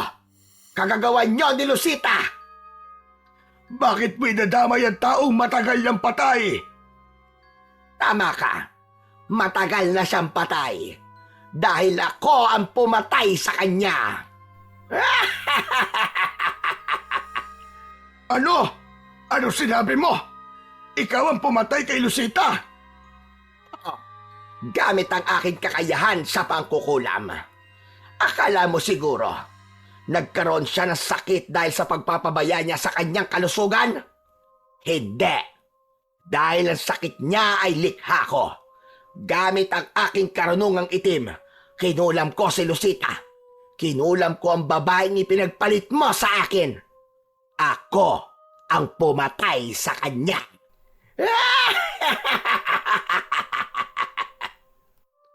Talagang napakasama mo. Napakasama mo, Babita. Ikaw ang masama dahil niloko mo ako. Sinaktan mo ako. Dinurog mo ang aking puso. Durog na durog, Flaviano. Alam mo ba yon? Halos wala akong itinira para sa sarili ko dahil sa pagmamahal ko sa'yo. Pero anong ginawa mo? Sinaktan mo lang ako. Para na ako mababaliw. Halos ikamatay ko ang sakit na yon, Flaviano. Parang nagunaw ang mundo ko. Sa akin mo lahat isinisisi yun. Oo, dahil nasira ang pagmamahalan natin. At ikaw ang may kagagawan nun. Sapagkat niloko mo ko. Ang pinakamasakit pa ay sa kaibigan ko pa mismo. Niloko niyo akong dalawa, mga walang hiya kayo. Siya ang ipinalit mo sa akin. Huwag mo sa akin isisi ang lahat, Babita. Dahil ikaw ang unang nagbago. Hindi ka dumarating sa tagpuan natin. Pinaasa mo ko. Dapat nga sarili mo ang iyong sisihin. Hindi ako na walang ginawa kundi mahalin at unawain ka. Tama na. Tama na. Nakukuha mo pa talaga magsinungaling, hayop ka. Pero wala ka nang magagawa pa. Dahil buong-buo na ang desisyon ko. Matitikman mo ang galit ng isang jowang sinaktan at tinurog ang puso. Dako! Ipatikim muli sa kanya ang latigo. At mamaya naman, alisin ang mga kuko. Masusunod ba ng Babita? Utos mo, gagawin ko. Samantala, nakarating na sina Juanito at Shawi. Nakita nila na nakagapos ang mga paa at kamay ni Lolo Flaviano at pinahihirapan ito ni Dako. Hindi pwede itong ginagawa nila sa lolo ko, Shawi. Sinasaktan nila. Basta Juanito, ikaw nang bahala sa kanya. Kailangan ko nang umalis. Bakit? Saan ka pupunta? Kailangan kong bumalik sa kwarto ko. Tumakas lang ako dun eh. Sa bintana ako dumaan.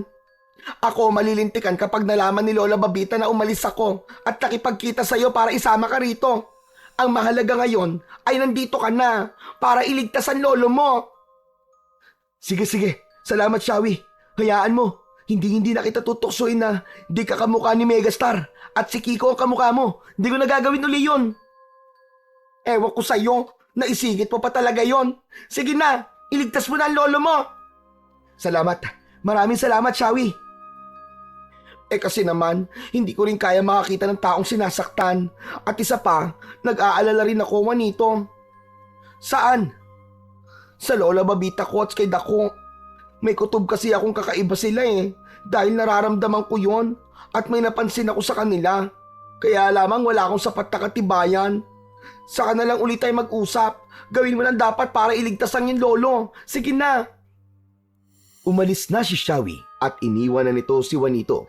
Hindi makapaniwala ang bata sa ginawa nito. Dahil mas pinili ni Shawi na puntahan siya at ipaalam ang pagpapahirap na ginagawa ng kanyang Lola Babita. Ibig lang sabihin, may mabuting puso ang kanyang kaibigan. Alam nito na mali ang ginagawa ng kanyang lola. Sa kinaroroon ng kwarto ni Lolo Flaviano, puro pasa at lahid ng latigo ang katawan ng matanda. Walang awa siyang hinagupit ni Dako ayon sa utos ni Babita. Maawa ka sa akin, Babita. Hindi ko na kaya. Sabi ko naman sa'yo, umpisa pa lang tayo at kulang pa yan. Kung gusto mo, patayin mo na lang ako para matapos na ito at makaganti ka na sa akin. Hindi ko gagawin na patayin ka kagad, Flaviano. Ang gusto ko, unti-unti ang pagpatay sa'yo. Yung magmamakaawa ka sa akin. Yung luluha ka ng dugo. Pero syempre, hindi ako maaawa sa'yo. Hayop naman, lolo ko. Ako, kunin mo na ang gagamitin para bunutin ang kuko sa paa at kamay ng gurang na yan. Hindi na kayang palagpasin pa ni Juanito ang nakikitang kaawa-awang kalagayan ng kanyang lolo. Kaya nakialam na ito. Itigil niyo ang ginagawa niyo kay Lolo Flaviano! Hoy, may kuting na dumating at nag-aasal leon. Juanito! Apo! Andito na po ako, Lolo. Huwag na po kayo mag-alala. Tingnan mo nga naman. Nakarating dito ang apo mo, Flaviano. Ang lakas ng loob niya para bang kayang-kaya niyang iligtas ang kanyang lolo. O yata niyang madamay sa galit ko. Napakasama mo, Aling Babita. Ba't ganyan ang ginagawa mo sa lolo ko? Hindi ka na naawa. Wala kang puso. Pakawalan mo, lolo ko. Nahihibang ka na ba, bata? Hindi ko siya pakakawalan. At kung hindi ka aalis dito, ipapakita ko sa iyo kung paano namin pahihirapan ng lolo mo manloloko. Dako! Alisan na ng kuko ang gurang na yan! Hinabi mo, Manang. Kaya heto na. Inipit ni Dako ng plies ang kuko sa paa ng matanda at hinila yon. Napasigaw si Lolo Flaviano sa matinding sakit. Biglang sumugod si Juanito. Ang sama niyo talaga! Hawak ng bata ang armas na punyal at agad na ibinaon yon sa likuran ng unanong si Dako. Napahiyaw ang unano dahil sa labis na sakit. Hayop kang bata ka! Hayop ka! Aray ko! Kasabay ng galit ni Dako ay nagbago ang anyo nito. Naging isang maliit na baboy ramo na may malalaking pangil at nakakatakot na itsura. Tumutulo pa ang laway nito na nakamasid kay Flaviano. Hayop kang unano ka? Isa ka palang aswang? Oo! At gagawin kitang pagkain, bata ka! Yun ang akala mo! Sinunggaban ni Dako si Juanito. Nagpang-abot ang dalawa. Kayang-kayang makipagpambuno ni Juanito sa maliit na baboy ramo. Nang mapatumba ito ni Juanito, ay paulit-ulit na sinasaksak ng hawak na punyal. Pumupulandit at sumisirit pa ang masaganang dugo ng baboy ramo sa bawat ulos ni Juanito gamit ang kanyang punyal. Maya-maya pa ay lupaypay na ang aswang at nalagutan na ng hininga. Kitang-kita ni Babita ang ginawa ni Juanito. Hindi siya makapaniwala sa kakayahan ng bata sa pakikipaglaban. Hindi ka pang karaniwan, bata! Anong meron sa'yo at ganyang kakalakas? Hindi na yun mahalaga, Aling Babita. Bakit ganyan ka kung makatingin sa akin? Ikaw ang nag-utos ng lahat ng ito. Gusto mong patayin ang aking lolo. Kaya humanda ka. Sinusubukan mo ba ako? Akala mo yata ay matatakot ako sa'yo. Kahit bata ka, ay papatulan kita. Kahit matanda na kayo, ay papatulan din kita. Dahil sobra na ang ginagawa mong pagpapahirap kay lolo. Kaya dapat lamang na maparusahan ka. Talagang ginagalit mo ko, bata! Ginamit ni Babita ang kanyang taglay na kapangyarihan. Naging nakakakilabot na aswang bangkilan nito. Ganun na lang ang pagkagulat ni Lolo Flaviano nang makita ang kakaibang anyo ng babaeng dati niyang minahal. Ikaw pala yon, Babita! Ikaw ang aswang na gumagala sa aming bahay! Tama ka, Flaviano! Dahil lang gusto ko ay patayin ka na sana. Kaya lang naisip ko na walang saysay kung sa ganoong paraan ka mamamatay. Kulang yon sa thrill. Mas matagal na pagpapahirap, mas kakaiba, mas masaya. Kagaya na lamang ngayon ng nangyayari sa'yo. Napakalaki na talaga ng ipinagbago mo, Babita. Tumahimik ka! Siguro kung ang apo mo ang una kong paglalaruan at pahihirapan, mas magiging masakit din para sa'yo. Huwag mo siyang pakialaman, Babita! Huwag mo siyang idamay! Hindi kasali si Juanito sa anumang nakaraan natin. Maging sa galit na nakatinim dyan sa dibdib mo. Bakit mo siya idadamay? Hayaan mo siya, Lolo, para makita niya ang kanyang hinahanap. Ah, ganun ha? Matapang ka talagang bata ka. At talagang hinahamon mo ko. Tikman mo tong matatalas na pangil at kuko ko. Hindi na hinintay ni Juanito ang pag-atake ni Babita. Siya na ang unang umatake. Subalit, mabilis na nakaiwas si Babita. Sabay hawak sa kamay ni Juanito, kaya nabitiwan ng bata ang kanyang punyal. Dahil nahulog ang armas ng bata, ay lakas laban sa lakas ang naging tanggulian ng dalawa. Aswang bangkilan na isa ring babaylan kontra sa batang panday na may taglay na mutya ng bulalakaw. Gumulong-gulong at matindi ang pagpapambuno ng dalawa. Gustong tumulong ni Lolo Flaviano, Kaya lang, hirap siyang kumilos dahil nakagapos ang kanyang mga paa at kamay. Subalit nagsikap siyang gumalaw. Pinilit niya ang kanyang katawan upang makalapit sa punyal ni Juanito na nabitiwan. Kahit nakagapos ang kamay, ay naabot ng matanda ang punyal. Naihagis niya yun kay Juanito na agad namang nasalo ng bata. Nang mahawakan ni Juanito ang punyal, ay itinaas niya yun. Gaya na nangyari sa unang paggamit niya rito, ay nagliwanag yun kasabay ng paghaba ng talim nito at naging espadang nagliliwanag.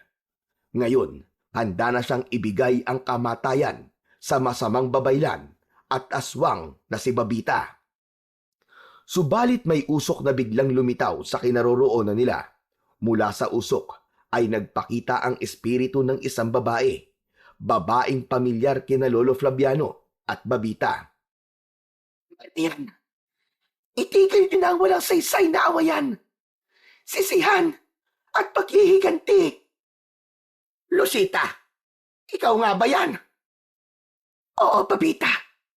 Nagpakita ako sa inyo. Dahil totoong nahihirapan na rin ako. Hindi ako makapasok sa kabilang buhay na dapat sana'y paroroonan ko. Dahil sa mga kasamaang nagawa ko. Kasalanan ko ang lahat. Ako ang may kagagawan ng pagkasira ng inyong pagmamahalan. Dahil yun sa inggit. Dahil na rin sa pagmamahal ko kay Flaviano. Lucita, inaangkin mo na kasalanan mo lahat ng nangyari. Oo, Flaviano, sapagkat yun ang katotohanan. Dahil matalik kong kaibigan si Babita, kaya nagtiwala ka sa akin. Pero lahat ng paninira ay ginagawa ko. Nagsisinungaling ako para layuan mo siya. Hindi ko'y pinaparating sa'yo ang lahat ng mga sulat na ibinibigay sa'yo ni Babita. Kaya nga, hindi natuloy ang inyong pagtatanan dahil hinadlangan ko yon. Sapagkat ang gusto ko, maging aking ka, Flaviano, at iwan mo si Babita. Hindi naman ako nabigo dahil nagawa kong agawin ka at nagkaroon ng matinding galit sa iyo si Babita dahil yon sa mga inimbento kong kasinungalingan at paninira. Kasalanan ko ang lahat at humihingi ako ng tawad sa inyong dalawa. Babita, walang kasalanan sa iyo si Flaviano. Ang totoo, sobra-sobra ang pagmamahal niya sa iyo. Nagpakita ako sa inyo ngayon dahil hindi ko inakala na umabot na sa ganito ang ginawa kong kasalanan. Isa pa, may kung anong enerhiya na umatak sa akin para magpakita sa inyo na hindi ko kayang labanan. Kaya sinamantala ko ang pagkakataong ito para humingi ng tawad sa inyo. Sana'y maunawaan niyo ko at nang malaya na ako makapasok sa lugar na dapat kong puntahan. Doon sa lugar ng kapayapaan. Pagkatapos sabihin ni Lucita ang mga dapat niyang linawin ay bigla na itong naglaho. Nawala na rin ang usok. Katahimikan ang namayani. Nagkatinginan sina Flaviano at Babita sa isa't isa. Ang nakakatakot na anyo ni Babita ay nawala, kundi bumalik sa dating itsura nito. Ngayong naging malinaw na sa kanya ang lahat at nalaman niyang walang kasalanan si Flaviano, ay tila binuhusan ng malamig na tubig ang nag-aapoy na galit sa kanyang puso. Lolo Flaviano, ang enerhiya po mula sa mutya. Yun po ang humatak sa espiritu ni Lola Lucita para magpakita at ipaalam ang totoo. Tama ka, Apo. Sa kabila ng mga nangyari, nauunawaan ko siya at hindi ako nagagalit sa kanya dahil tapos na yon at napatawad ko na rin siya. Ako, Flaviano, magagawa mo pa ba ako mapatawad pagkatapos ng mga nangyari? Babita, hindi na ikaw ang babaeng dati kong minahal. Iba na ang mundo mo. Iba na ang buhay na pinili mo. Alam kong hindi yun madali upang iyong talikuran. Tama ka, Flaviano. Dahil ang pagtalikod ko ay nangangahulugan yon ng aking kamatayan. Kung tatalikuran ko yon, hindi na rin tayo maaari pang magkasama dahil katumbas noon ay ang kapahamakan ko. Nalungkot si Juanito sa mga narinig niya dahil imposible nang mangyari ang anumang inaasahan ng bawat isa, lalo na't naging malinaw na ang lahat sa kanila. Yun ang madalas na bunga ng mga desisyong hindi ganap na napag-iisipan. Umuwi na si Juanito at Flaviano na may lungkot na nararamdaman. Subalit dahil sa mutya ng bulalakaw, ay nagkaroon ng kasagutan ang isang malaking kontrobersiya sa buhay ni Lolo Flaviano. May mga luwas sa mata ni Lola Babita nang iwan ng maglolo. Naroon man ang pagsisisi, subalit wala na siyang magagawa pa. Tatanggapin na niya ang kanyang kapalaran dahil yon ang kanyang pinili. Gaya ng buhay ng tao, meron tayong kalayaan na piliin kung ano ang gusto natin, kung mabuti ba o masama. Kung kaya sa ating pagpili, maging matalino at maingat, dahil ang bunga ng ating pagpili ay siyang ating makakamtan. Huwag din nating kalimutan na wala sa una ang pagsisisi, kundi ito'y palaging nasa huli.